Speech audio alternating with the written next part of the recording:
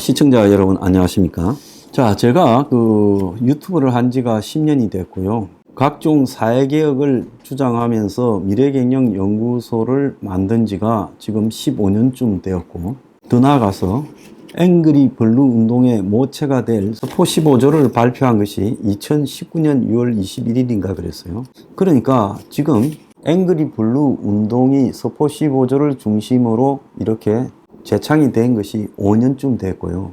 그리고 이 서포 15조 책을 쓴 것이 2020년 8월이었습니다. 그러니까 책을 쓴 지 한 4년쯤 됐다 이렇게 봐야 됩니다. 그리고 그 이후에 이제 당을 만들어서 3년 넘게 활동했고요. 그러다가 지금 당을 해산하고 앵그리 블루 운동으로 집중하고 있습니다. 우리가 여기서 하나 깨달아야 될 부분은요. 우리가 지금 길게는 5년, 또 책까지 나와서 완벽한 사고적 체계를 갖춘 뒤로는 한 4년 됐습니다. 이 운동을 한 지가요. 그 사이에 많은 사람들이 우리를 스쳐갔습니다. 그 중에는 엘리트 지식인도 있었고, 또 보수 바닥에서 오랫동안 운동을 하던 사람들이 있었는데요. 다수는 여기에 녹아들지 못하고 빠져나갔습니다.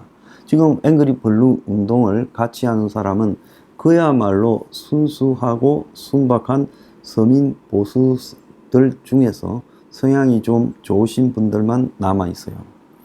그동안 왔다가 제가 당을 하면서요, 당하기 전에 앵그리 블루만 있을 때는 크게 애를 먹인 사람이 별로 없었습니다. 가끔씩 모여서 집회나요. 물론 그때도 가끔씩 이 사무실에서 분란을 일으킨 사람은 있었어요.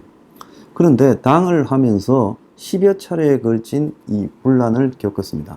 도대체 제가 정치하는데 아무런 욕심이 없고, 저 스스로 출마도 안 하고 사회개혁을 위해서 당을 만들었어요. 좀 더 효율적으로 할 수 있을 줄 알고. 그런데도 불구하고 그런 당에서 이 당의 어떤 직이나 자리가 그것도 권력이라고 생각하면서 좀 더 열심히 한다라고 생각하는 사람들이 여러 가지로 많은 소란을 일으켰습니다.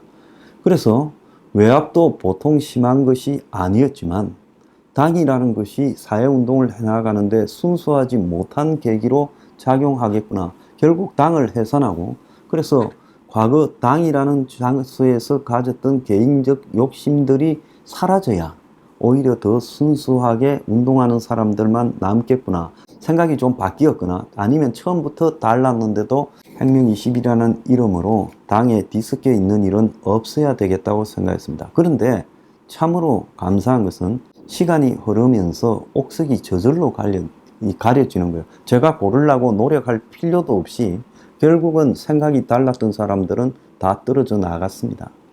지금 앵그리 블루 운동을 하는데 여기서도요, 또 많은 사람이 떨어져 나가고 또 새로운 사람들이 들어와서 채워가겠죠.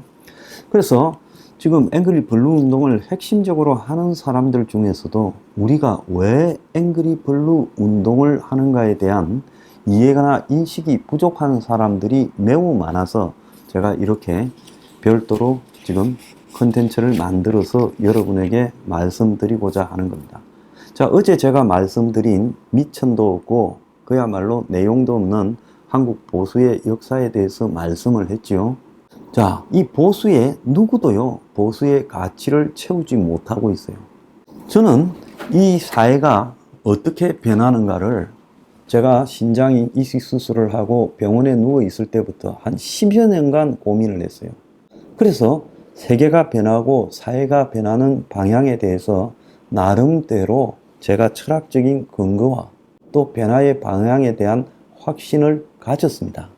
그냥 그렇게 말을 한 게 아니라 그렇게 되기까지 좀 이해가 안 가는 것은 제 스스로 끊임없이 찾아보고, 또 책에서 또 여러 가지 연구를 했고, 또 그것이 실제 생활에서 어떻게 변화되는가도 탐구도 했습니다.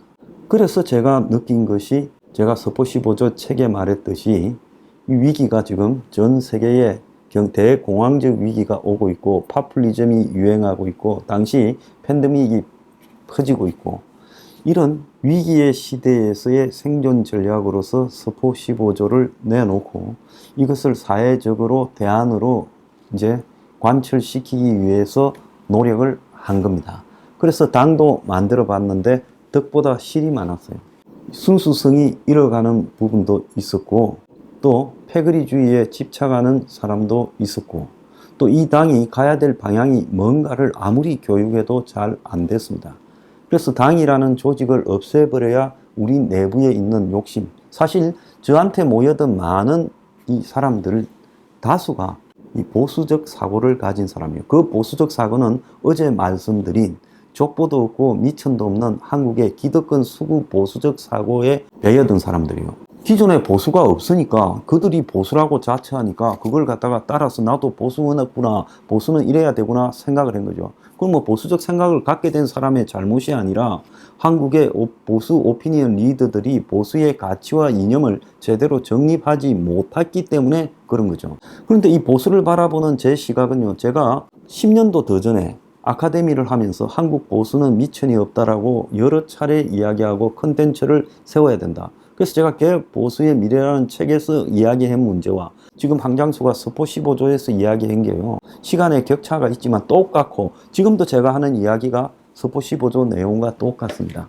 거짓말을 하는 사람은, 철학적 근거가 없는 사람은 말이 그때그때 바뀌죠. 사기꾼처럼요.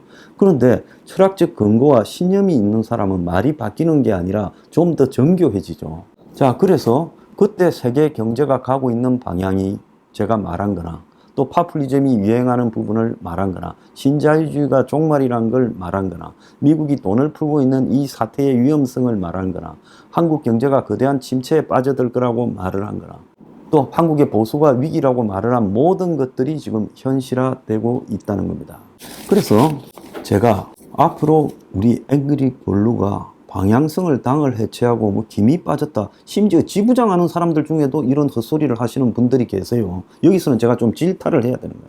지부장이라고 하면 그야말로 뭐 동네 보스가 아니라 오히려 사상이 그 도에서는 가장 투철한 사람이 되어야 된다는데, 지부장들조차도 앵그리 블루 운동의 본질을 이해하지 못하는 거예요. 아니, 당을 할 때는 열심히 하다가 당을 해체해서 좀 힘이 빠졌다? 그게 말이 되는 이야기입니까? 우리가 당을 하려고 지부장들 뭐 정치하려고 욕심냈었습니까? 아니잖아요.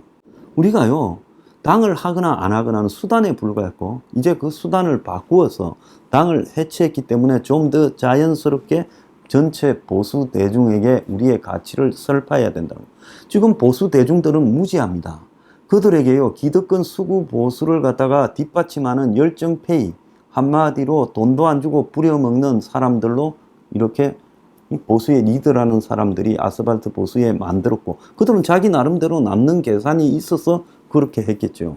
그래서 지금 보수의 패거리들이 수많은 사람들이 있지 않습니까? 8.15 날 그 광화문부터 시작해서 서울역까지 골목골목마다 얼마나 많은 보수들이 따로따로 집회를 하고 했습니까? 그런데 중요한 것은 그 사람들이 바뀌어야 될 보수의 새로운 방향과, 그리고 보수라는 가치에 담겨 있는 삶, 그 보수를 지지하는 대다수 서민의 삶에 대한 문제를 말하지 않고 있고, 종북 척결 이야기하고 뭐 자유민주주의 지키자고 이야기하고 겁주고 있는 거죠.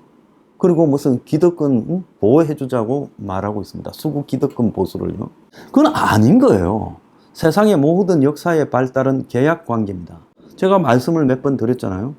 영주와 기사도, 일본의 번주와 사무라이도, 교황과 스위스 용병도, 모든 것이 서로가 지켜주고 보상해주는 계약관계예요. 현대도 마찬가지입니다. 국가가 위기일 때 보수 대중들이 나서면, 그러면 보수의 지도자라고 하는 사람들이 진정한 지도자라면 보수 서민 대중의 삶을 지켜줘야 되죠. 네가 죽든가 말든가 나는 평소 기득권을 위해서만 산다. 그러면서 위기에 몰리면 보수 대중들한테 이야기합니다. 정권이 보수 정권으로 바뀌면 좋은 자리와 그리고 돈벌이들은 저거들이 다 헤쳐먹으면서 보수 서민들한테는 길거리로 나와서 보수 정권 지켜달라고 합니다. 얼마나 뻔뻔스럽습니까? 솔직히 사람들입니까?